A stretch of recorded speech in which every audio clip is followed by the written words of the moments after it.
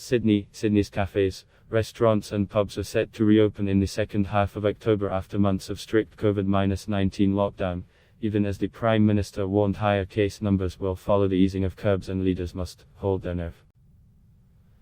Authorities said Sydney bars and eateries, as well as gyms, across the city of 5 million people will be able to reopen at reduced capacity within days. New South Wales, ENZ, reached a 70% double vaccination target, now expected around mid-October.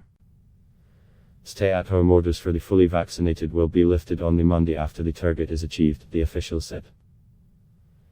The plans come as daily infections linger near record levels in ENZ amid a spread of the highly transmissible Delta variant, with the state registering new local cases on Thursday, down from a day earlier. 5 new deaths were recorded. Living with COVID means you have a cautious and staged reopening once you get to those high rates of vaccination in your adult population, ENZ State Premier Gladys Berejiklian said during a media briefing in Sydney, the state capital. Berejiklian expects cases to rise when restrictions ease and warned of localized lockdowns if there is a concentration of disease in any suburb. Lockdown rules in several regions outside Greater Sydney have been lifted from Saturday after low case numbers there. Under the plan, pubs and cafes in Sydney could reopen before schools, which will begin classes for younger aged groups from October 25.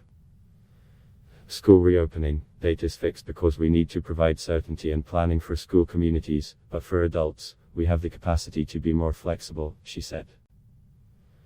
Berejiklian had initially pursued a COVID-0 strategy to quell an outbreak of the highly contagious Delta variant that began in mid-June, but has since shifted to focusing on increasing inoculation rates. About 43% of the population above 16 in the state, Australia's most populous, have been fully vaccinated, slightly higher than the national average of 40%. Staggered reopening's staggered reopening plans bring some certainty for businesses, with lockdowns in Sydney and Melbourne, Australia's largest cities, threatening to push the $2 trillion, $1.47 trillion, economy into its second recession in as many years.